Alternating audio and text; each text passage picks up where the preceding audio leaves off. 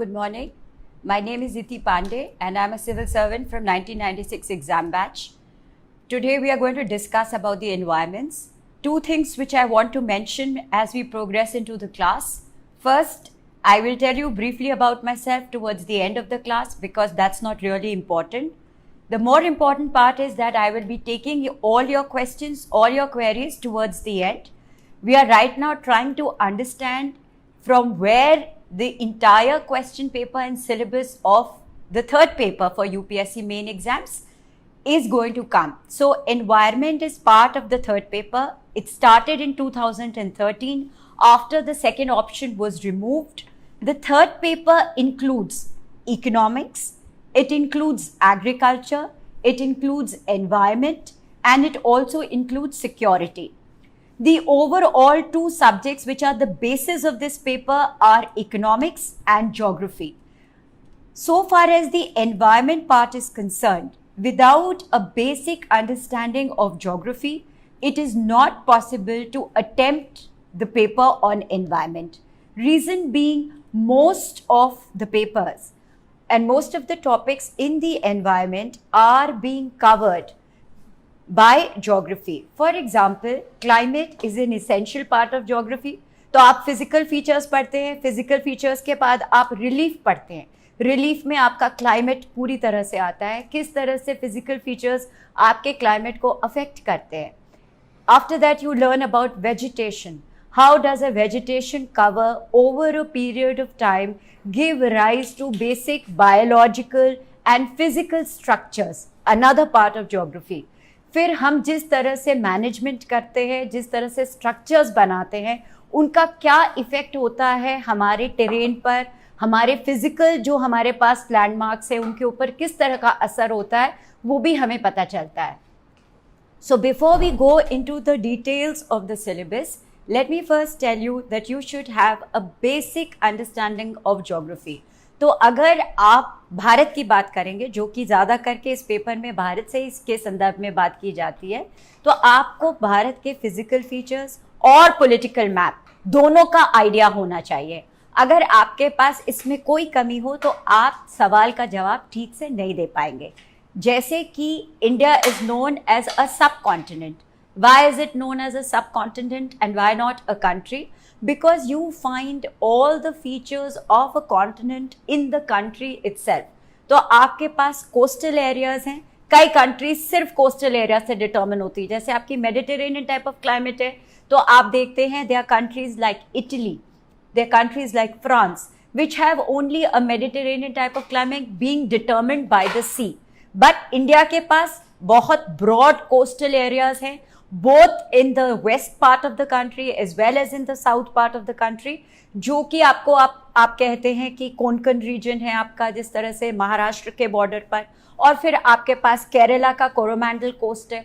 दोनों के एनवायरमेंट्स, दोनों का वेदर और क्लाइमेट इसी तरह से डिटर्मिन होता है, जिस तरह से कि आपके पास एक तरफ अरेबियन सी है और एक तरफ बे ऑफ बंगाल है. फिर एक हमारे ओवर राइडिंग फीचर्स हैं which is the Himalayas. Himalayas जो है आपके मोस्ट इम्पॉर्टेंट फिजिकल फीचर है इस कंट्री के, बिकॉज विदाउट इट्स प्रेजेंस जो मॉनसून डिटर्मिन करते हैं इंडिया के क्लाइमेट को, और by and large monsoon type of climate कहा जाता है इंडिया के क्लाइमेट को, वो अगर हिमालयस प्रेजेंट नहीं होते तो ये मॉनसून्स हमें ओवरराइड करके दूसरी कंट्रीज में चले जाते, like which is China. But because of the presence of these mountains, the monsoon winds are forced to shed their moisture in the country, giving rise to the great Indian bowl, जिसको हम the northern plains कहते हैं. We have a number of rivers which are rising out of the Himalayas, which again form a tapestry which fertiles the land of the country. तो अगर आपके पास basic geographical understanding है कि north में हिमालयाज है हमारे पास, वेस्ट में हमारे पास अरेबियन सी है, ईस्ट में बे ऑफ बंगाल है, तो एक बेसिक अंडरस्टैंडिंग से आप ये एनवायरनमेंट का क्वेश्चन पेपर आंसर कर सकते हैं. Coming to the details on today, that is today is the 25th of July। अगर आप आज का हिंदू एडिटोरियल निकालेंगे और उसको देखेंगे तो आप देखेंगे कि फर्स्ट पेज पर, और क्योंकि ये सिलेबस से डायरेक्टली रिलेटेड है इस वजह से इसको बताना जरूरी है। आप फर्स्ट पेज पे देखेंगे that 60 people have lost their lives due to a landslide। Now why has this landslide taken place? This landslide is taking place because of the first topic of discussion today, which is going to be climate change। आपके environment के paper में climate change, its causes, its effects, all of it is very very important। Now why does it become so important? क्योंकि जब भी आप पर्यावरण environment की बात करेंगे उसमें आप climate के details absolutely include करेंगे। The questions which are coming in this paper, before I attack the syllabus, the pattern of questions which are coming in this paper, और आप 2013 से 2020 तक के सारे क्वेश्चन पेपर देख सकते हैं। It's a very small portion, मोटा मोटा अबाउट 60 to 65 मार्क्स का ये पोर्शन है आपके 250 मार्क्स में से, जो आपका थर्ड पेपर है उसमें आप हर समय देखेंगे कि जो करंट में चल रहा है वो इस पेपर में रिफ्लेक्ट होता है। Of course there are two very important topics, environment impact assessment एक टॉपिक है और एक है डिजास्टर मैनेजमेंट असेसमेंट। ये दोनों चीजें इररिस्पेक्टिव ऑफ करंट अफेयर्स भी आती है। तो coming back to the paper Hindu today, उसमें पहले पन्ने पे लिखा है 60 people lose their life because of a landslide. अगर आप अंदर की तरफ जाएंगे तो आपको एक एडिटोरियल मिलेगा जिसमें लिखा है कि now jurisprudence is being taken up for establishing the right of nature. इसमें justice Ranjit Singh and others versus the constitution versus the union government of India का एक केस साइट किया गया है जिसमें कि the Indian bustard which is an endangered species, which brings us to the second topic of today जो biodiversity है। उस बायोडाइवर्सिटी को कंजर्व करने के लिए they are only 200 the species of this bird which is left in the Indian subcontinent, और ये native है इंडिया का। और राजस्थान और गुजरात की गवर्नमेंट को कहा जा रहा है कि आप जो बिजली के तार ऊपर से ले जा रहे हैं उसमें आप इस प्रकार की सुविधा प्रोवाइड करिए ताकि बर्ड्स इन वायर्स में ट्रैप ना हो सके, और जहां तक हो सके आप ये cable wires underneath the earth ले जाइए। तो ये आपके सेकेंड टॉपिक को कवर करता है which is your biodiversity. Now you come to the environmental pollution. अगर आप इसी में अंदर जाएंगे तो आप देखेंगे कि एक वार्निंग इशू की जा रही है जिसमें लिखा जा रहा है कि जो महाराष्ट्र के स्लम एरियाज हैं वो अब एक डेथ ट्रैप बनते जा रहे हैं। क्यों डेथ ट्रैप बनते जा रहे हैं? Because of the lack of urban planning. Environmental pollution and urban planning is again closely related, which brings us to the concept of smart cities in India. This is a very raging concept, particularly in the context of flash floods and cloudbursts that you are seeing in and around you. और ये episodes बहुत सारे हुए, तो अगर हम ये कह दें कि ये topic और ये topic related नहीं है तो ये incorrect होगा, because environment is a whole। अब environment word comes from the term environ।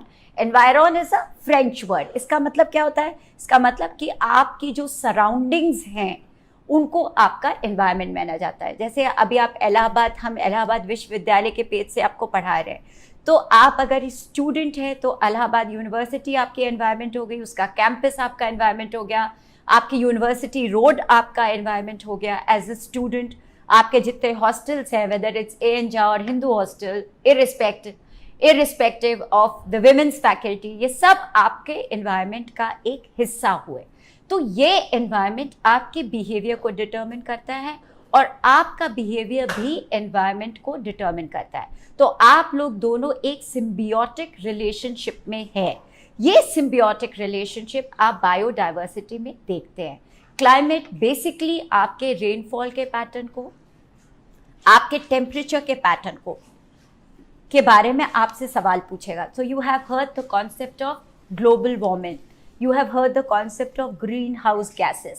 This brings us to the concept of climate change. तो हम कह रहे हैं कि हमारा जो पर्यावरण का टेम्परेचर है वो दिन प्रतिदिन या अपने millennium as centuries change is increasing by 1.5 to 2 degrees centigrade.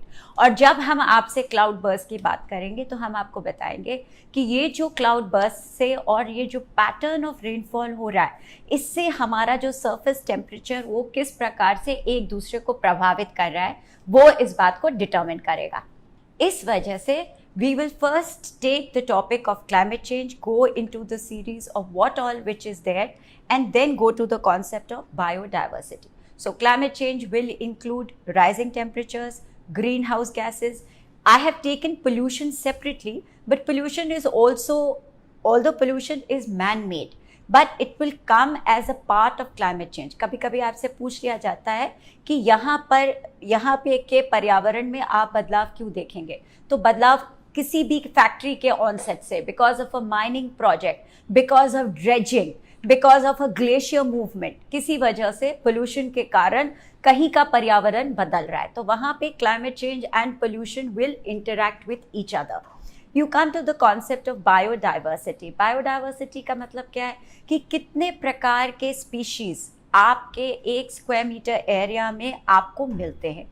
और इस बायोडाइवर्सिटी का it includes plants, animals, human beings, the population pressure in that area, what is the kind of atmosphere which exists there. So why biodiversity?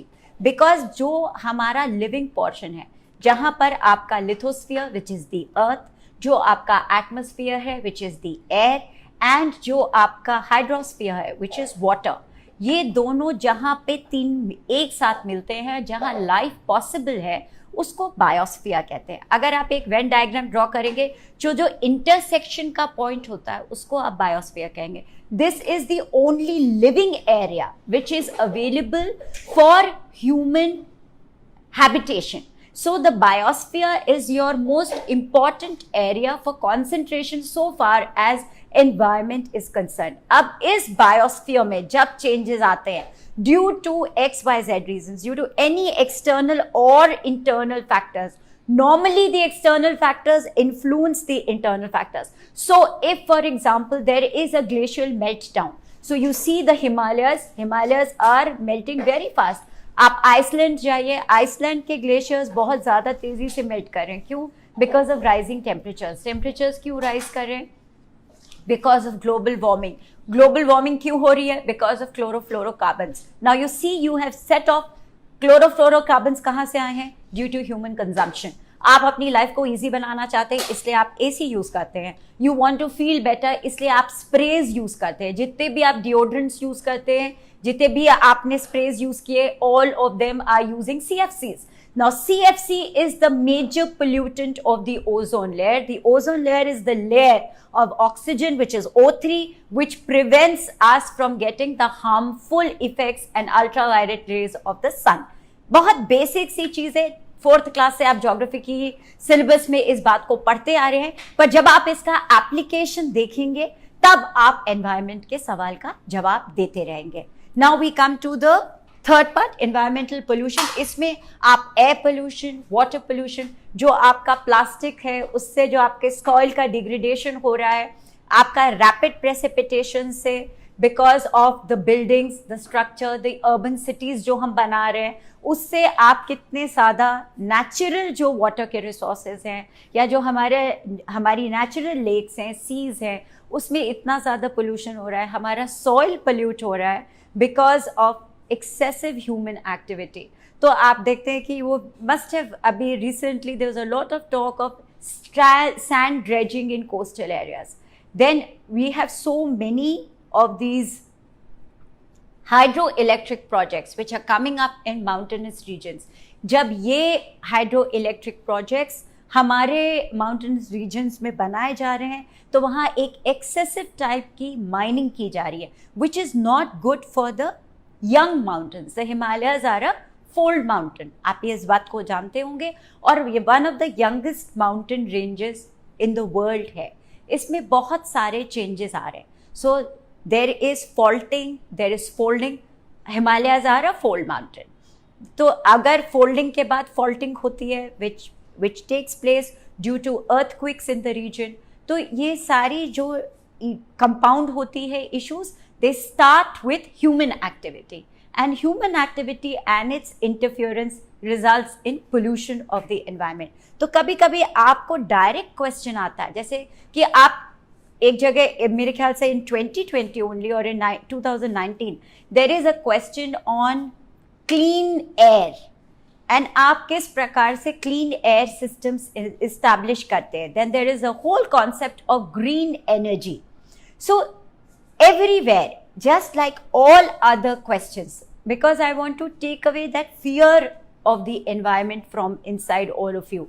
Environment is not anything special, just that the focus of attention is different.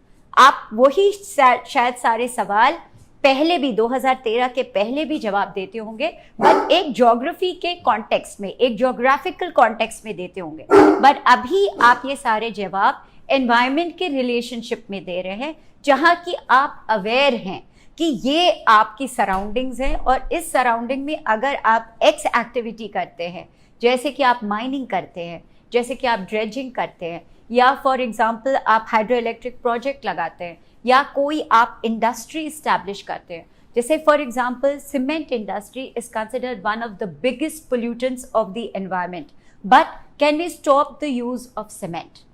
Then it brings us to the concept of conservation. मैंने आपके लिए conservation अलग से नहीं लिखा. इसमें आप एक concept पढ़ते होंगे in situ and ex situ. Now in situ क्या होता है? जब आप conserve करते हैं natural environment में, तो आपके जितने national parks हैं वो सब in situ environment में है. और ex situ कब होता है? जब आप जानवर को वहाँ से बाहर निकाल लाते हैं और उनको जू में पालते हैं, तो आप उनको एक्स सीटू करते हैं. सो what is the basis of conservation? The basis of conservation is that on this earth we have lost about 1 million species of plants and animals, and that we are losing these species per day. अगर आप Google करेंगे तो आपको बहुत सारा data मिलेगा on the loss of species in and around our biosphere. That is not important. What is important is that why are we losing those species and how can we stop? So how can we conserve? तो जो आपके पास बहुत सारे questions project tiger पर आते हैं, आप उसमें पढ़ते हैं कि क्या ये नेशनल पार्क्स हम जो बना रहे हैं और यहाँ के जो ट्राइबल लोगों को डिस्प्लेस कर रहे हैं, या जो लोकल कम्युनिटीज को हम डिस्प्लेस कर रहे हैं, वो क्या एक करेक्ट अप्रोच है कंजर्वेशन के लिए कि नहीं? तो like any other question, you have to give your answers weighing your pros and cons. You have to critically assess. अब critical assessment क्या होता है? Critical assessment में आप positives भी लिखते हैं और negatives भी लिखते हैं. Don't feel shy to write if there is a negative impact of something. For example, अगर आप एक हाइड्रो इलेक्ट्रिक प्रोजेक्ट के बारे में लिखेंगे, तो आपने एक कॉन्सेप्ट पढ़ा होगा, एनवायरमेंट में अक्सर आता है, which is the concept of sustainable development. अब सस्टेनेबल डेवलपमेंट एक स्टॉकहोम में कॉन्फ्रेंस हुई, उसके बाद से ये कॉन्सेप्ट आया सस्टेनेबल डेवलपमेंट का. पर हम इसको अगर ट्रेस बैक करेंगे तो हम वैदिक एज और बुद्धिज्म और सबसे रिलेट करके एक कॉन्सेप्ट निकालते हैं कि हम भी जिए और दूसरों को भी जीने दें. So you live and let live वाला जो कॉन्सेप्ट है, both these concepts are interrelated. Sustainable development means that we should not stop development. Development has to take place because we as a human race have to progress. But how should this development be? The development should be such that today what we are able to enjoy, we let our future species or the future generation also enjoy the same quality of life. Now, is that really possible with the way in which we are going? That needs to be questioned, and that needs to be the crux of your answer. So if you are building up a hydroelectric project, जैसे हम अभी Chamoli district में जो 7 फरवरी के बाद flash floods हुए, उनके लिए हम जो बात करेंगे, जो विष्णु गंगा प्रोजेक्ट है, तो क्या ये विष्णु गंगा प्रोजेक्ट रेनी विलेज में बनाना चाहिए था, despite the opposition by the local residents? And it is the same spot जहां पे लैंडस्लाइड अभी दी है, जो कि 1968-69 में हुई थी, जब Gauri Devi started the Chipko movement in 1970 in Reni village. तो अब आप इसको कैसे, इस बात को क्या कहेंगे? आप कहेंगे hydroelectric projects are important for the generation of electricity. बिना electricity के progress नहीं हो पाती. There are certain aspects of your life which are require electricity. अगर आप कोविड सिचुएशन में देखेंगे तो आपके सारे ventilators have to run on electricity. अगर आपके पास बिजली की सप्लाई नहीं है तो आप बहुत से ऐसे काम नहीं कर सकते जो कि otherwise are essential for human existence. तो हमें सेल्फ सफिशिएंट होना है हाइड्रो पावर में. But how should it B?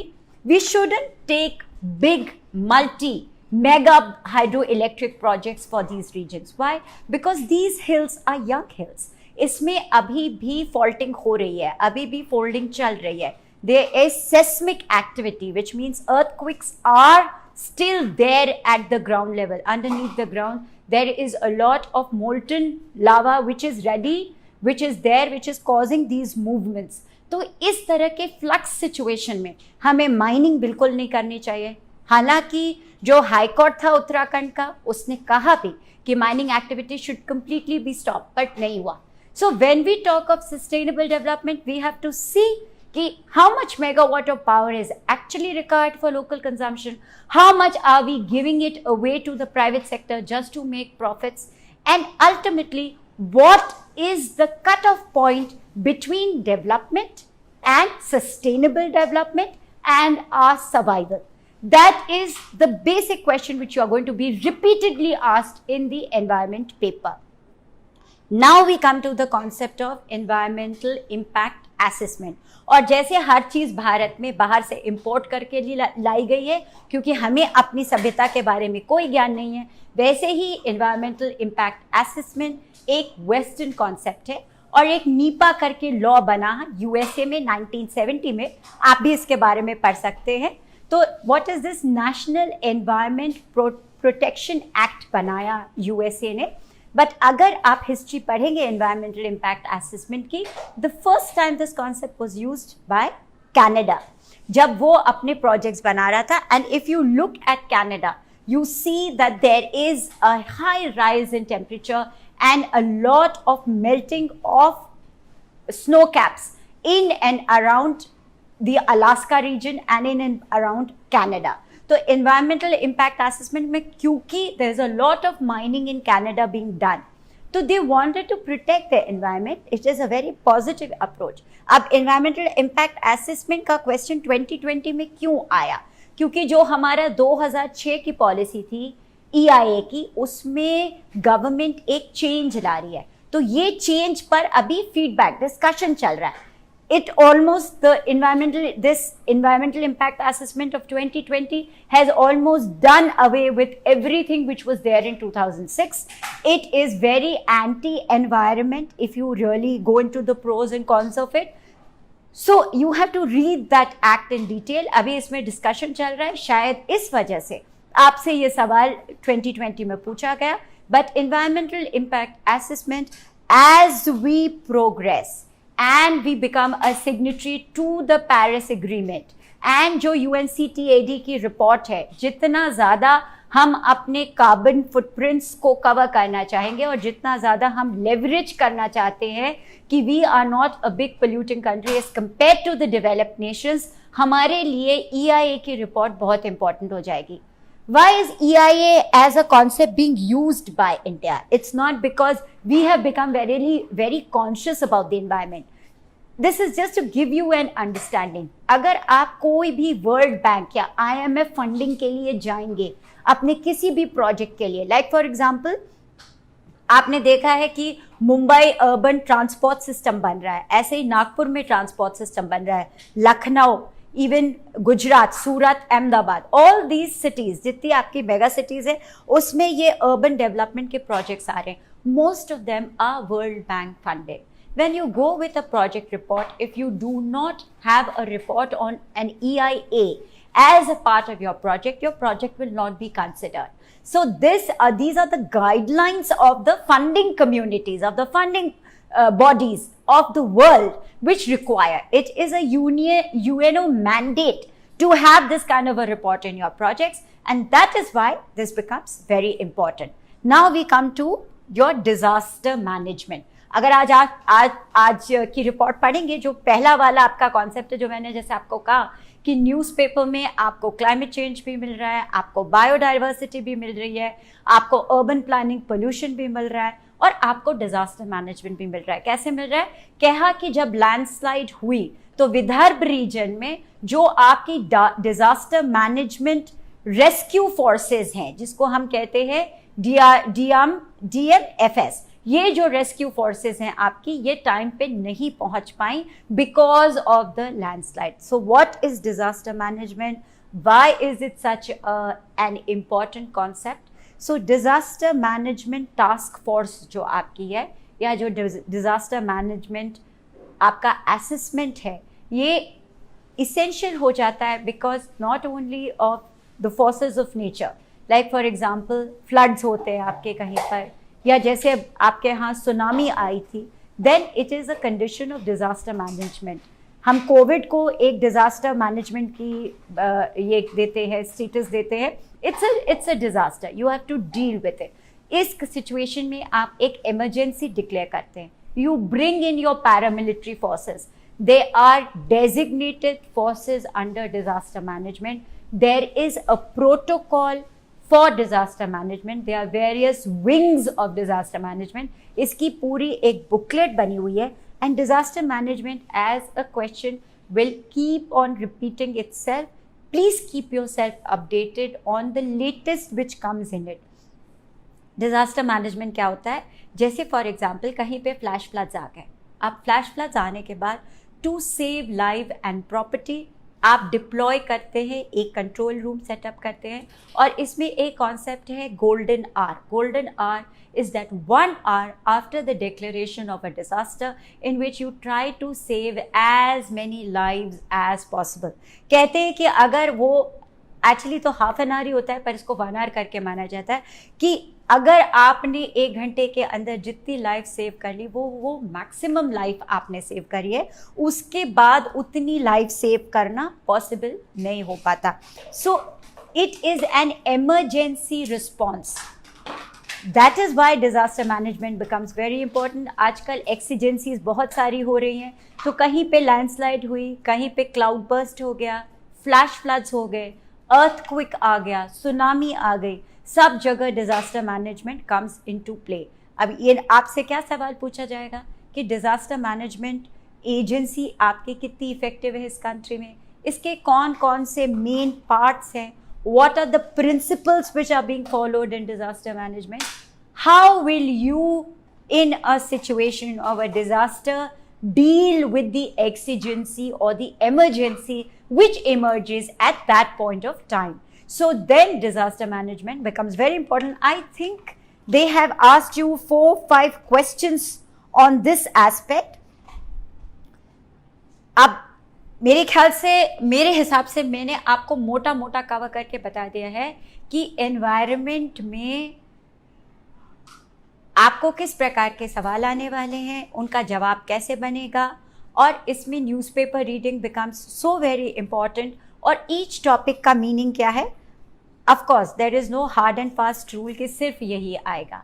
Like for example मैंने आपसे कहा कि थर्ड पेपर में इकोनॉमिक्स है, एग्रीकल्चर है, एनवायरनमेंट है, सिक्योरिटी है। अब आपको एग्रीकल्चर से रिलेटेड भी एनवायरनमेंट के एस्पेक्ट्स पूछे जा सकते हैं। लाइक फॉर एग्जांपल आपसे पूछा जाएगा कि क्या कोस्टल रीजन में फार्मिंग होनी चाहिए, क्या वहाँ पे if what kind of farming is being done in coastal regions? That can be a question on agriculture.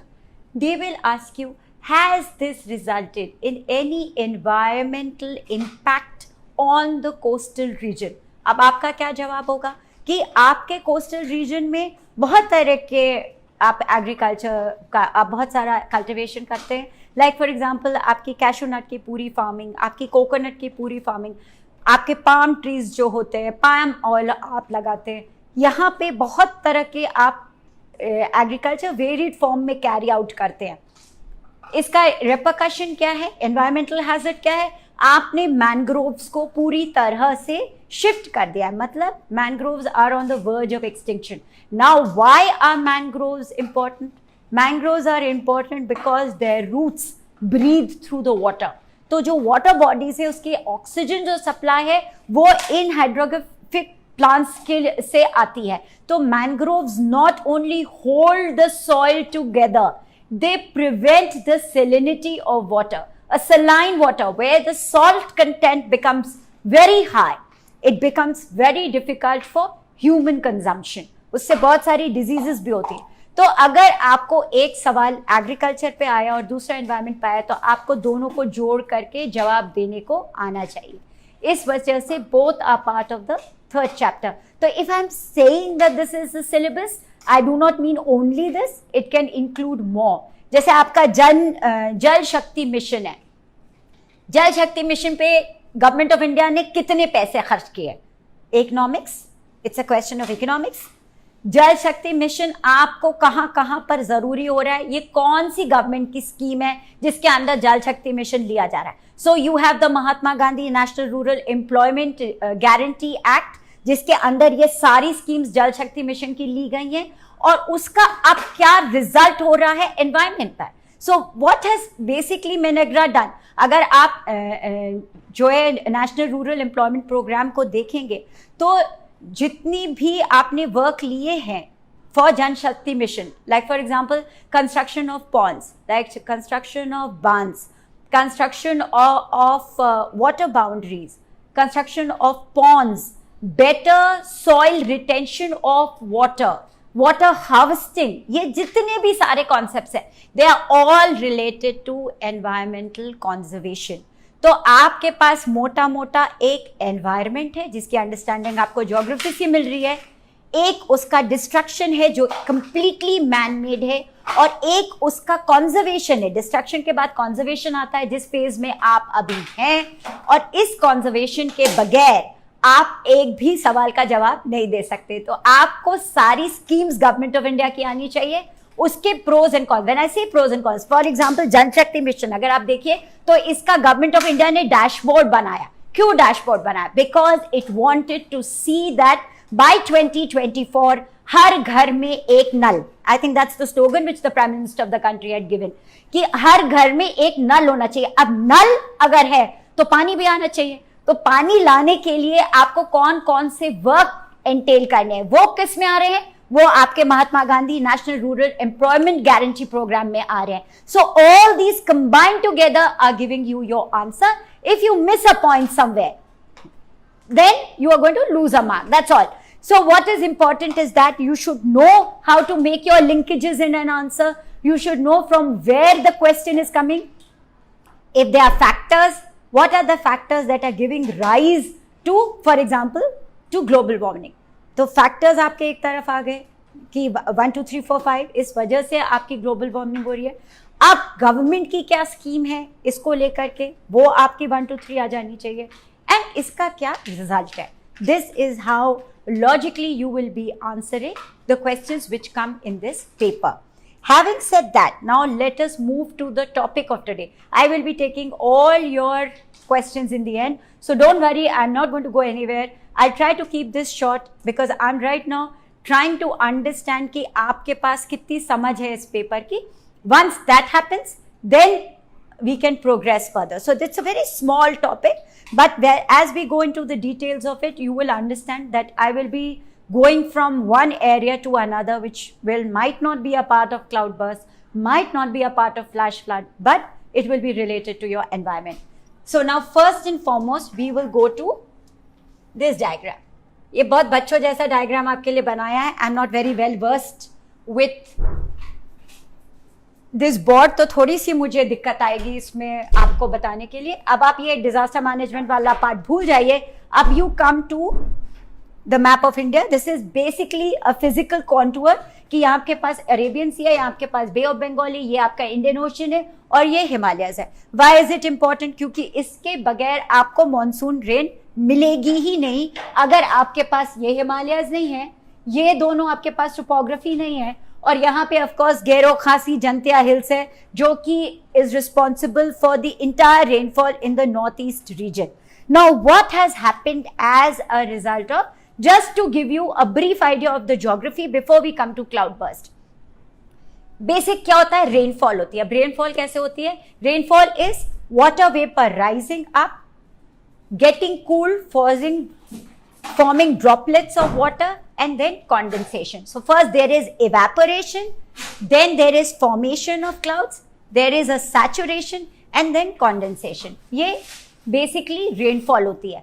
अगर आप ज्योग्राफी की किताब खोल के देखेंगे तो उसमें आपको बताया जाएगा that there are मोटा मोटा 3 kinds of rainfall. One which is called your relief rainfall, जिसको आप orographic rainfall भी कहते हैं, और जिसके बारे में कि क्लाउड बर्स्ट में हम आपको स्पेशली बताएंगे. तो एक आपकी रिलीफ रेनफॉल होती है when a body of air, hot air which is saturated with water is forced to rise up a mountain range. Then there is condensation on the mountain slopes, and as a result of it there is rainfall. अब जिस तरफ बारिश होती है वो तो आपका rainfall area हो गया, और जो on the other side of the mountain range है उसको आप रेन शैडो एरिया कहते हैं. This I am taking you in detail because जब आप क्लाउड बर्स्ट की बात करेंगे तो the same phenomena is going to be repeated. The second which type of rainfall is your convectional rainfall, जिसको हम 4 o'clock rain भी कहते हैं. ये कहाँ होती है? It happens in and around the equatorial region. और ये क्यों होती है? Because since morning temperatures rise. आप equatorial region में देखेंगे तो जो आपका diurnal range of temperature है, जो आपका डे और नाइट का टेम्परेचर है उसमें ग्रेट वेरिएशन होता है. बिकॉज इन द मॉर्निंग आपके टेम्परेचर्स राइज करते हैं तो हॉट एयर राइज करती है, and by 4 o'clock this hot air gets saturated enough to fall down as rain. So there is rain every day in the equatorial region. There are no summer and winter months there. It is hot and humid throughout the year. तो ये convectional rainfall होती है. Why convectional? Because ये convection current setup होती हैं जो continuously rise करती हैं और फिर they get saturated and fall as rain. The third type of rainfall is your cyclonic rain which occurs due to low depression areas over sea bodies and over the oceans. Like for example, आप बहुत सारे cyclones अभी देख रहे हैं like over the Bay of Bengal and the Arabian Sea. Now why I have given you this background is because cloud bursts are being related to the cyclones which are emerging over the Arabian Sea. If you look over a period of time, there has been a 52% increase in the number of cyclones over the Arabian Sea as compared to the Bay of Bengal. और जो मैं data ले रही हूँ, this is for the last 20 years. इसका reason क्या है कि अरेबियन सी के ऊपर डिस्टर्बेंसेस बढ़ रहे हैं ड्यू टू ग्लोबल वार्मिंग. आपका जो वाटर का टेम्परेचर है वो ऑलमोस्ट 1.5 डिग्री बढ़ चुका है, और इस वजह से हॉट एयर मूवमेंट जल्दी हो रहा है. और ये जब हॉट एयर मूवमेंट हो रहा है तो इसकी वजह से आप लोग दो is part of one of the questions also which has come, which I am just touching lightly. One is called the El Nino and the El Nina. Now El Nino is your dry current. जब El Nino होती है, these are Pacific hot water currents जो equatorial regions में originate होती हैं, और इनकी वजह से हमारी जो मॉनसून्स हैं वो डिले हो जाती हैं या they get deflected, they don't happen. There is a period of drought. तो आप एल नीनो से ड्राउट कंडीशंस इंडिया की डिटरमिन करते हैं. अब एल नीना क्या होता है? El Nina is responsible for cold winters in India. These are again they are considered to bring in cold, तो टेम्परेचर्स को रिड्यूस करते हैं. However, due to global warming, what has really happened now is that despite El Nino being there in the year 2020, the winters were not so cold. Again, about 200 districts in India. This is a background and the data which I'm sharing with you. I cannot tell you the agencies from which the data is, but these are all data which has been verified by the United Nations report on climate change. तो ये सारे data up to dated हैं. आप इसको authentically कभी भी coat कर सकते हैं. ऐसा कहा जा रहा है कि 200 districts of India have suffered floods and drought together. I'm giving you a background in which you will be able to better appreciate cloud burst and flash floods. It's a very small concept. It will come as a very short note to you. something related to it will also come, but as a concept it's very essential that you understand what goes into a cloud burst. So I'm saying that 200 districts in India have experienced both drought and floods together. Then these numbers are likely to increase by 2050.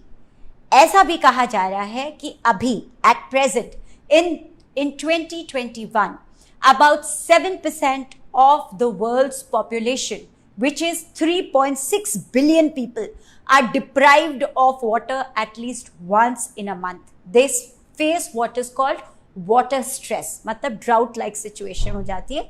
3.6 million लोग ये experience करते हैं. 2050 तक अगर जो Paris convention या Paris agreement में, आप लोग जाकर प्लीज पेरिस एग्रीमेंट पढ़िएगा और देखिएगा कि वो क्या है. We will take a class on that after we end this class and you are giving me your feedback. Please also let me know what are the topics of discussion which you like me to cover. I have my own rule book to follow, but if there's some topic which you think should be taken up first, we will take that first. So in the Paris Agreement, it has been decided that both the developed and the developing nations will try to curb the rising temperatures up to 2 degrees centigrade. तो surface temperature 2 degree से ज़्यादा नहीं बढ़ेगा, पर अगर हम इस Paris Agreement को अपने आप से रिफॉर्मुलेट करके 1.5 डिग्री पे क्लब करते हैं, तब 2050 तक जाकर के about 5.6 billion people will be facing this water stress. जो मैं आपको डेटा कोट कर रही हूँ, ये एक मैगजीन है Down to Earth. Down to Earth में बहुत पुराने सारे पब्लिकेशंस भी आते हैं और नई भी हर महीने की आ रही है. Whenever you get an opportunity, flip through the pages of Down to Earth. A lot of it has been covered by the Economic Times, a lot of it has been covered by the Hindu, the Mint, coverage from the NDTV, coverage from India Today. ये सबको combine करके आपको ये मैं पढ़ा रही हूँ. This is not to tell you the scope with which we do our research work before presenting it to you. This is to tell you a background from where you can also pick up and start reading. Because you are a student, you have the capacity to do more. So it is expected that you become aware about your environment and read up all these places. Going back to the 5.6 billion people who are going to face this water stress, if we are able to plug in this temperature increase from 2 degrees to 1.5, we can reduce this number by about 50%. अब ये important इसलिए हो जाता है क्योंकि आपने recently सुना होगा that over a period of time in Himachal Pradesh, in Uttarakhand, in Mumbai, in Maharashtra, a lot of areas are facing cloud burst. एक नॉर्मल रेनफॉल होती है. नॉर्मल रेनफॉल और क्लाउड बर्स्ट में बहुत फर्क नहीं है, दोनों ही रेनफॉल है. What sets it apart? Now, how does rain occur? Rain falls when there is evaporation.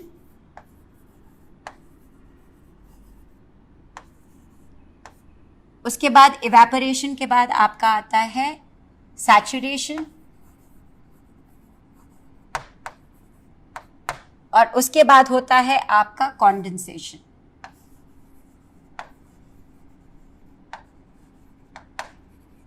इसको आप वाटर साइकिल भी कहते हैं. और फिर कॉन्डेंसेशन के बाद जब रेनफॉल हो गई तो वापस से आपका इवेपोरेशन होता है. Now, what is happening in normal?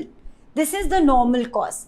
कि hot water vapor rises, it goes up, gets saturated, forms droplets, which are your clouds. When the cloud is not able to hold all the water droplets, it condenses and it falls as rain. But what is a cloud burst? Cloud burst is not the bursting of a cloud. In a cloud burst, the hot water vapor which is rising up and rain which is falling down, this is preventing this from falling. आप समझिए कि बारिश हो रही है, but क्योंकि hot air currents इतने speed से ऊपर जा रहे हैं कि वो इस ड्रॉपलेट्स को वापस से सोख लेते हैं. वापस से सोखने के बाद वो और ड्रॉपलेट्स बनाते हैं, and when it is not able to hold again, the droplets fall as torrential rain, creating a cloud burst. So cloud burst में सबसे इंपॉर्टेंट क्या है? Suddenness of the rain. It comes like a storm. It's a rainstorm. This kind of precipitation is a rainstorm where suddenly there is a downpour of rain. The suddenness is marked by torrential rain. So for example, at an average अगर India में 172 millimetres की rainfall होती है, तो आप जब cloud burst की बात करेंगे तो 100 millimetre, 100 millimeters of rainfall, or about 4.72 inches or 4.98 inches of rain is going to fall within 1 hour over a small 100 square feet area. So what are the defining features of cloudburst? Defining features of cloudburst are that it is a rainstorm, it is accompanied by thunder and lightning. The second part which sees is its suddenness. It is all of a sudden there is heavy rainfall over a small area, resulting in disruption of life. That is a cloudburst. So cloudburst is a kind of a rainfall, but here what is happening is the droplets of rain which were going to fall are pushed up by the air currents back into the clouds to form more water droplets, till again the water droplets collude or combine together, and when the cloud is not able to hold more and there is a level of saturation, there is a sudden condensation, और उस condensation से आपके पास rapid rainfall होती है, heavy torrential rain होती है in a short period of time over a small area. Now cloud bursts are nothing new. It has been happening since 1911, when the earliest one was recorded somewhere in South America. It happens in the USA. It's recently happened in Germany, where you've had a cloud burst and the water basins have overflowed. In India, it is repeatedly happening. तो अभी आपने हिमाचल में देखा, धर्मशाला में cloud burst हुआ, उसके पहले आपने क्लाउड बर्स्ट उत्तराखंड में देखा है, और अभी आपने क्लाउड बर्स्ट महाराष्ट्र में देखा है.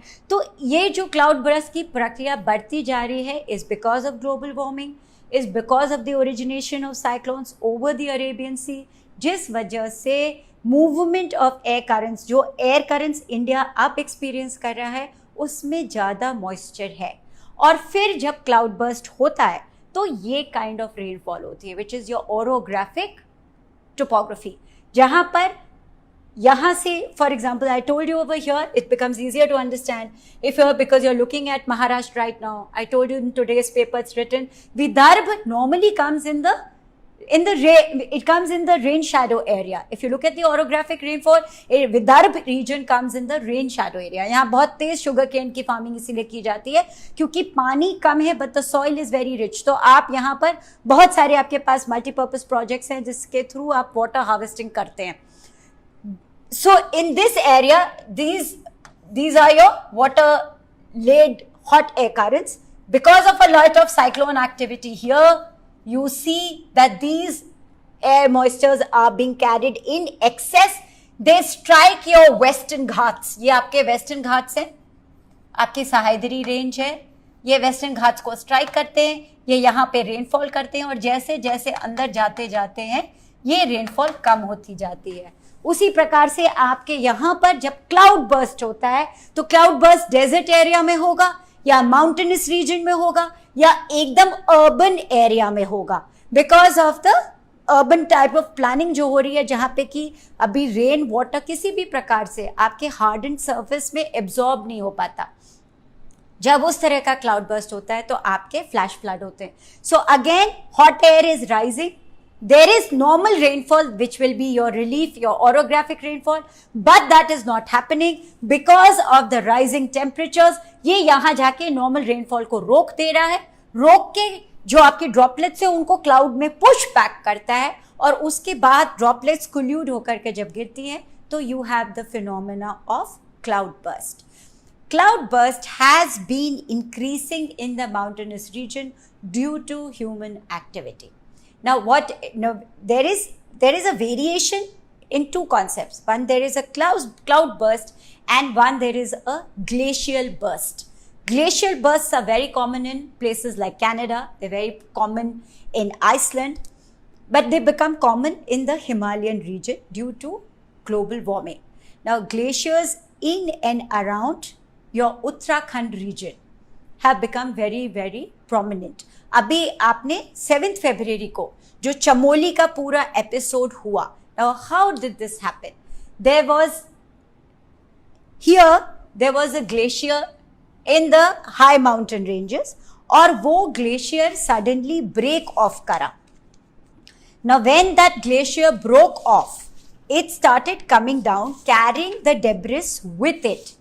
इसकी वजह से जो आपकी अलकनंदा रिवर है उसमें प्रॉब्लम आई, और उसकी वजह से you had an entire area being flooded, and two very big hydro projects. One is your Tapovan Vishnugarh hydro power project, और एक आपका जो है Rishi Ganga hydro electric project. ये दोनों प्रोजेक्ट्स आपके अफेक्ट हुए. I just give you a brief inline of this hydroelectric project. This has come as a separate question in many of your previous papers in the third paper, but I'm relating it to your cloudburst and to your flash floods because it becomes easier for you to understand how these concepts originate. तो कैसे हुआ कि there is a place called the Ponti Peak जो 6029 meters above sea level पे located है. यहाँ पे 5600 metre पर एक हैंगिंग ग्लेशियर था. ये जब गिरा 40 डिग्री एंगल पे ये नीचे स्लोप डाउन करने लगा. जब ये स्लोप डाउन करने लगा तो इसकी डेब्रिस के साथ इसने एक आर्टिफिशियल लेक बनाई. कहाँ? Confluence of the Ronti stream and the Rishi Ganga. यहाँ पे ये ठहर गई. ये लेक इससे आर्टिफिशियल लेक बन गई because of the debris which the glacier was carrying. Now, it said that there was an avalanche. What is an avalanche? Avalanche is a sudden drop of ice, big chunky pieces of ice or glacier. When it slides down a mountain slope, it's said to create an avalanche. Avalanche again is occurring rapidly now because of global warming. So when this glacier was coming down, it collided with the Rishi Ganga hydro electric project. पहले उसको wipe down किया और फिर नीचे आए, और नीचे आकर के यहाँ पर फ्लैश फ्लड्स हो गए because of the debris it was carrying, because of the Rishi Ganga, because of the water in the Alaknanda. दोनों की वजह से फ्लैश फ्लड्स आए, और फ्लैश फ्लड्स आकर नीचे की तरफ जो आपका Tapovan Vishnugarh hydro power project है इसको इसने पूरा वाइप आउट कर दिया. आपने टीवी पे देखा होगा कि आपकी नेशनल डिजास्टर मैनेजमेंट टीम बहुत ज़्यादा टनल में जाकर लोगों को बचाने की कोशिश करी, but as on date in Chamoli district in Rena village 200 people have disappeared and they have not yet to be found. Now, when this glacier came down, there was no cloudburst, but it resulted in something called flash floods, which brings us to the second concept of the day today. What is a flash flood? Is it related to cloudburst, or do flash floods happen anyhow or anywhere? Flash floods, one of the effects of cloudburst is flash floods, but flash floods can happen anyhow. What is the meaning of a flood? A floods आपके होते हैं whenever a water body overshoots its boundaries.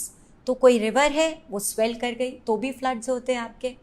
कोई pond या lake है जिसमें excessive debris आ गया, excessive siltation हो गया, या मैन मेड कोई भी चीज़ उसमें डंप कर दी गई तो ओवरफ्लो कर गया अपने बैंक को, तो फ्लड्स आते हैं. You have tsunami in the sea. You face the tsunami, which is a huge tidal wave because of an earthquake or volcanic activity taking place in the bedrock of the sea.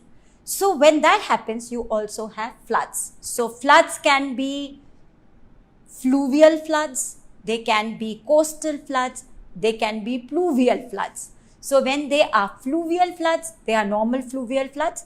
कहीं पे water level rise करता है river का, तो कभी कभी आपके hydro electric projects जितने हैं उसमें आप वाटर को छोड़ते हैं, इसको कहते हैं you let go of the water reservoirs once in a while. That results in flooding. What is your pluvial floods? Pluvial floods are your flash floods. What is the mark of a flash flood? Flash flood, again, very sudden. They happen in the interiors, not necessarily around a lake or a river.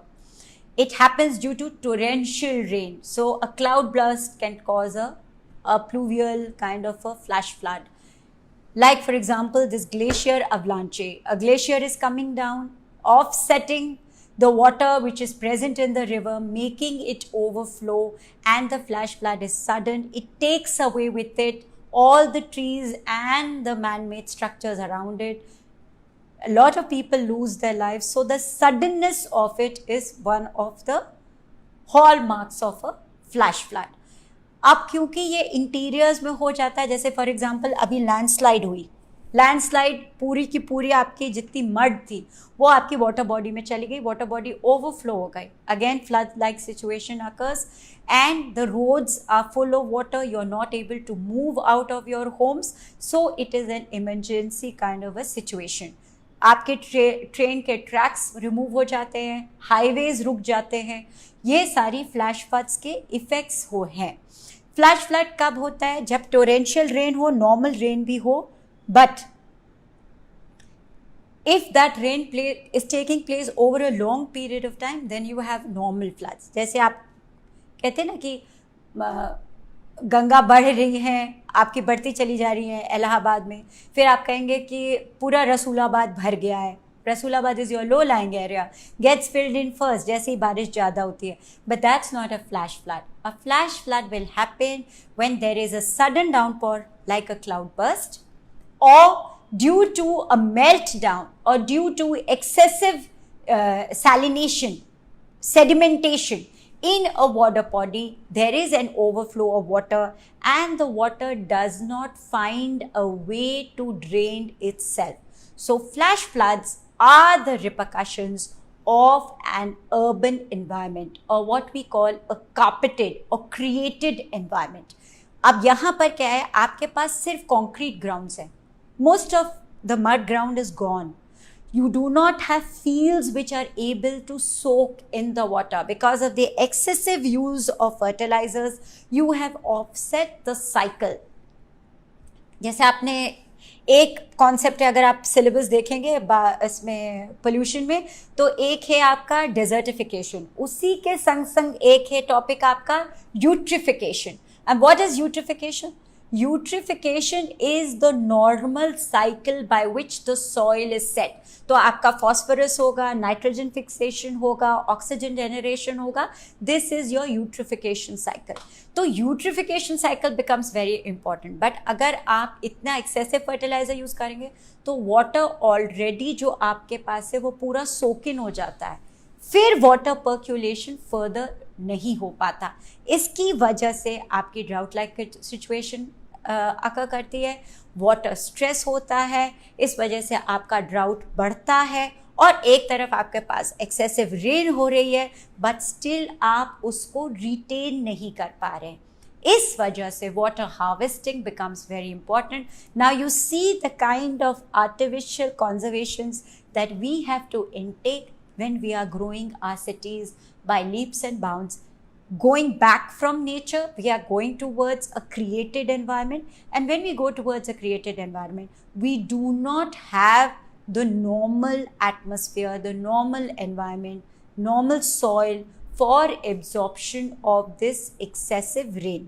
फिर क्या हो जाता है, फिर एक status को maintain हो जाता है. आपके फ्लैश फ्लड्स होते हैं until the water recedes on its own. There is no way in which you can stop these floods. So we stand as helpless scapegoats witnessing the event.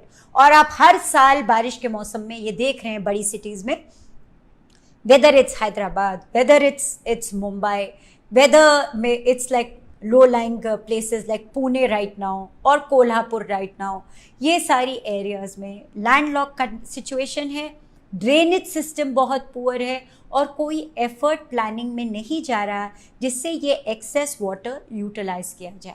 तो आपको cause पता चल गया, क्लाउड बर्स्ट क्यों होता है, फ्लैश फ्लड क्यों होता है, इसमें क्या क्या फैक्टर्स इनबिल्ट हो जा रहे हैं वो आपको पता चल गया, इफेक्ट आपको पता चल गया। Now you have to look for the solution of these problems. So in times to come, the bottom line of both cloudburst and flash flood is that your monsoon cycle is going to change. Now when your monsoon cycle is going to change, it means that आपका monsoon cycle जैसे जैसे बदलेगा, इसका मतलब क्या है कि जो पैटर्न ऑफ मॉनसून था कि हम कह देते थे अब एल नीनो हो गया, इस बार बारिश नहीं होगी, ऐसा नहीं है। एल नीना हो गया इसका मतलब हमारे टेम्परेचर्स नीचे गिर जाएंगे, ऐसा भी नहीं होगा। What is really going to happen is that because of the cyclonic activity, because of global warming, you are going to have warm, hot air currents, moisture laden, being diverted towards the Indian subcontinent. There is going to be episodes of cloudburst, episodes of excessive rainfall, and the same area will experience a drought once this convection current, which has been set in by the cyclonic activity over the sea, gets over. तो आपको जो onset of monsoon है शायद delayed हो जाए, एक excessive rain pattern follow होगा। जैसे कह रहे हैं कि अभी महाराष्ट्र में जो नॉर्मल रेनफॉल है उससे 29% ज़्यादा बारिश हो चुकी है। थोड़े दिन में आप सुनेंगे कि यहीं पर सूखा पड़ रहा है और पौधों के लिए पानी नहीं है। इसका क्या मतलब है? इसका मतलब ये है बारिश हो रही है but there is a run off, कहीं भी वाटर रिटेन नहीं हो पा रहा because of the concreteness of the ground, because there is no water percolation. इसका result two fold, flash floods. Second, your water table will go down. It has gone down. It is said by 2050, 100 million people in the cities of Delhi, Chennai, Bangalore, and Hyderabad are going to be under water stress because of no water table being present. आपने इतना concrete jungle in cities को बना लिया है कि यहाँ पे कोई वाटर एब्जॉर्प्शन अब सॉइल में नहीं हो रहा। अगर वाटर एब्जॉर्प्शन सॉइल में नहीं होगा तो उसके दो इफ़ेक्ट्स होते हैं, इमीडिएट इफ़ेक्ट्स। एक, आपका वाटर टेबल रिचार्ज नहीं होता, आप और नीचे जाते हैं वेल खोदने के लिए और पानी तक पहुंचने के लिए तो आप बहुत सारी मोटर पंप लगाते हैं। मोटर पंप तो आप इलाहाबाद में भी लगा रहे हैं, वहाँ का भी वाटर टेबल बहुत नीचे गिर गया है। But the other important part is that the floods will happen more frequently because it is, if there is no water in the soil, there will be no vegetation. If there is no vegetation, there will be nothing to hold the water in.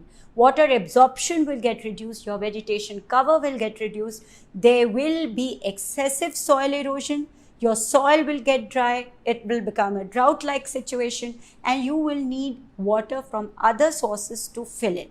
यहाँ पर आपकी जो water harvesting है, इस cycle को आप break कैसे कर सकते हैं? Now we come to the other part, कि how are you going to be able to mitigate this phenomena and put a stop to it?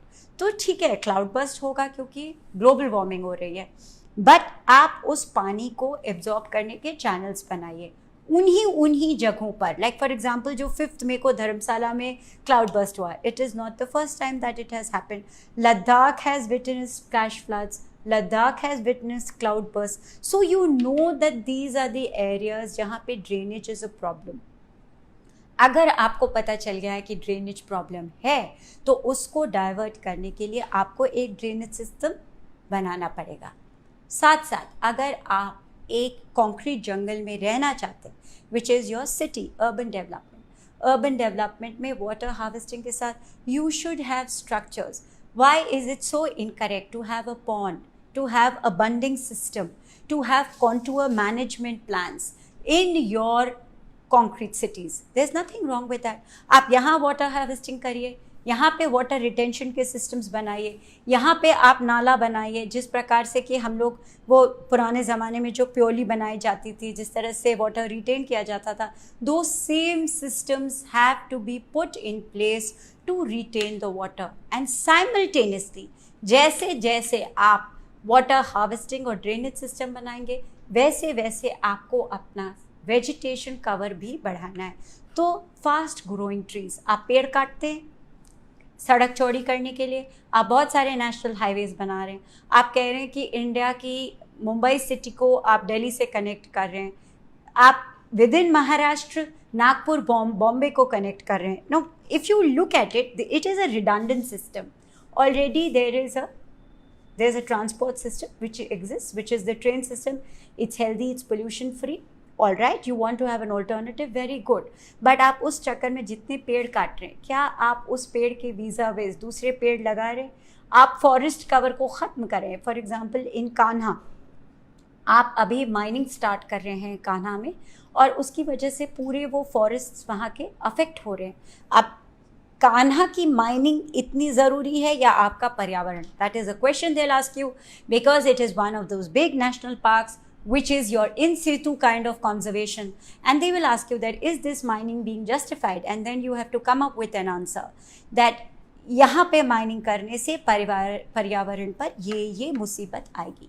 तो आपको प्लान ऑफ एक्शन में ऐसा होना चाहिए कि कॉन्जर्वेशन के साथ साथ आप माइनिंग कर सकें. अगर आपको लगता है कि माइनिंग के जो सेट ऑफ है, जो बेनिफिट है, वो आपके कॉस्ट बेनिफिट एनालिसिस में नहीं फिट हो रहा, you can always give an answer that yes mining can be done, but in areas में माइनिंग करने से इस एरिया को छोड़ करके where you can have pockets of mining areas and pockets which are only for conservation purposes. दोनों को आप earmark कर दीजिए so that कि vegetation and people and animals, which brings us to the concept of biodiversity, does not get affected. So we are now looking at something where we are talking of water conservation. अगर आप ये जल Shakti mission को पढ़ेंगे तो आप देखेंगे कि बहुत सारी विलेजेस में a lot of women have come to the forefront for water conservation. जैसे एक मैंने केस स्टडी पढ़ी जिसमें पक्कड़ विलेज है केरला में. यहाँ पर women, there are a group of 15 women who go out and dig a well. जहाँ पे की वाटर क्राइसिस होती है वो वहाँ वेल बनाते हैं, पर वेल के साथ साथ वो वहाँ पे एक बांध भी बनाते हैं, जिसकी वजह से वाटर कंजर्वेशन हो रहा है, वाटर टेबल का लेवल बढ़ रहा है, और आगे चल के वहाँ पर रेनफॉल नॉर्मल होती जा रही है, और वाटर रेनफॉल हो भी रही है और ग्राउंड लेवल पे एब्जॉर्ब भी हो रही है. This they have done under the Mahatma Gandhi National Rural Employment Generation Program. और इस तरह की चीज़ें आप, एक विलेज है जालौन में जहाँ पे कि उन्होंने वाटर कंजर्वेशन किया बंदिंग सिस्टम लगा करके, एक जगह जहाँ पे उन्होंने पॉन्ड कंस्ट्रक्ट किया है, मल्टीपल क्रॉपिंग मेथड से भी वो कंजर्व कर रहे हैं सॉइल को और वाटर रिटेंशन की तरफ वर्क कर रहे हैं. सो जो आपके कंजर्वेशन के मेजर्स होते हैं, वो सॉइल इरोजन हो, वाटर डिप्लीशन हो, एफॉरेस्टेशन के इश्यूज हों जहाँ पे कि डिफॉरेस्टेशन हो रहा है, more or less they will be the same. That is the point which I'm trying to make. So what you will learn in one area will come over to the next area. Coming back to the Chamoli disaster where the glacial avalanche happened, this village, which is called the Rani village, went for a public interest litigation in 2007 to control the mining activity of this Vishnugarh hydel project. और court ने, high court ने order भी दिया कि यहाँ पे आप mining नहीं करिए, अगर आपको ड्रेजिंग करनी है माउंटेन्स की तो नॉर्मल कॉस्ट में करिए, माइनिंग करके माउंटेन्स को मत उड़ाइए.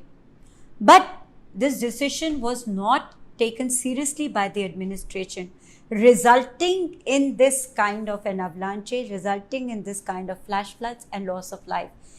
Why Rani village is very upset with the government of India is because it's the same village which in 1969-1970 started with the Chipko movement, realizing कि लैंडस्लाइड 68 में वहीं हुई जहाँ से पेड़ काटे गए थे. और क्योंकि ये विष्णुगढ़ प्रोजेक्ट आपका हाइड्रो इलेक्ट्रिक प्रोजेक्ट है, वो उसी एरिया में आ रहा था जहाँ पे लैंडस्लाइड हुई थी। इस वजह से they did not want this project to take place. And जब गवर्नमेंट ने इंसिस्ट किया 2010 में कि नहीं ये प्रोजेक्ट वो करेंगे ही, तो भी इन्होंने पब्लिक इंटरेस्ट लिटिगेशन करके माइनिंग एक्टिविटी को बंद करने की कोशिश की, which was ignored by the private contractors. Again, a case in point for the students when you write an answer, that for every developmental project there is the report of environmental impact assessment. When you have this concept of an environmental impact assessment, all work, all dredging activity, all construction activities should be monitored, quote unquote, within the parameters of an environmental impact assessment report. तो आपको अपने answer में EIA का concept ज़रूर लाना है जब भी आप किसी भी प्रकार के कॉन्जर्वेशन की बात करेंगे। Now what has happened is in 2019 there has been a series of meetings between the government of Uttarakhand and the union government, and it has been decided that out of the 50 hydroelectric projects which were going to be made in the Uttarakhand region, only 13 or 15 of them will be moved forward. The rest will be put on hold till such time as the government feels that the environment is not going to be adversely affected. So we have to lose lives for the government to take a decision. In the meantime, social groups, जो हमारे पंचायती groups हैं, जैसे रैनी village में, the Panchayati group was very active for controlling the actions of this Vishnugad hydroelectric project. They failed because the administration was not with them. So when you talk of your linkages, you will say that a people's movement needs to be backed up by the government of the day, and this in turn will lead to concrete and successful conservation efforts. I bring to a close my topic for today. I will be taking your questions one by one. Ma'am, tree कटने के बाद फिर से tree लगाने से क्या उसके damages पूरे हो जाएंगे? पूरे हो जाएंगे नहीं, but at least it will mitigate the losses. And in the meantime, the trees will grow. तो उनके रूट्स आपके सॉइल को कंजर्व करेंगे, वाटर को एब्जॉर्ब करेंगे, वेजिटेशन कवर बढ़ेगा और वाटर टेबल भी बढ़ेगा. So I should tell you something about myself. I am a civil servant from 96 batch, which I told you earlier. I am from the Indian Railway Traffic Services, and I came into the field in 1998. मैं इलाहाबाद विश्वविद्यालय से बहुत दिनों से जुड़ी हुई हूँ. मेरी स्कूलिंग इलाहाबाद की है completely till the age of 24 when I left Allahabad. मैंने सेंट मेरीज़ कॉन्वेंट में पहले पढ़ाई करी है, उसके बाद मैं इलाहाबाद यूनिवर्सिटी में थी. मैंने अपना BA किया है इलाहाबाद से, and I have done my masters in psychology from the department of psychology. और मुझे इस यूनिवर्सिटी ने बहुत कुछ सिखाया है. BA में मेरे सब्जेक्ट्स फ़िलॉसफी, पॉलिटिकल साइंस था और साइकोलॉजी था, जिसमें मैं फ़िलॉसफी के लेक्चर्स अटेंड नहीं कर पाती थी बिकॉज बहुत ईव टीजिंग होती थी. हो सकता हो अभी तक आप लोग इस प्रॉब्लम को सॉल्व कर चुके हों. That did not affect my desire to study philosophy. I was able to do that, but I have a love for my department of psychology. I still think कि मेरी जो पर्सनैलिटी आज उभर के आई है और मैं जो भी कुछ बनी हूँ is because of my relationship with this department. और यहाँ की टीचर्स का जो सपोर्ट मेरे साथ रहा है और अभी तक है, वो मेरे ख्याल से आगे तक जाएगा. मेरे मेंस के सब्जेक्ट्स थे psychology and anthropology. By the time शायद आप लोग इस एग्ज़ाम को लेंगे, शायद सेकेंड ऑप्शन भी, क्योंकि इस समय पूरी UPSC की प्रक्रिया के ऊपर एक कमेटी बिठाई गई है और एग्जामिनेशन के पैटर्न को री एग्जामिन किया जा रहा है. तो यहाँ पर शायद आपका सेकेंड ऑप्शन भी चला जाएगा. और अगर सेकेंड ऑप्शन गया तो आपके पास और वैरिड नेचर और क्वेश्चंस आएंगे और आपको तरीके से पढ़ना पड़ेगा. अगर आप मुझसे पूछे तो मैंने तो कोई कोचिंग ज्वाइन नहीं करा, कभी ज़रूरत ही नहीं लगी. मेरी साइकोलॉजी की लाइब्रेरी, पॉलिटिकल साइंस में जो मेरे टीचर्स थे उनकी पढ़ाई, वो मेरे लिए सफिशेंट थी पढ़ने के लिए. अगर आपको साइकोलॉजी पर कुछ इनपुट चाहिए, ये आपका मेन सब्जेक्ट बनने वाला है, उसके लिए हम एक अलग से क्लास ले सकते हैं. But first and foremost I want to know कि आप एनवायरनमेंट में कौन से टॉपिक्स पहले कवर करना चाहते हैं.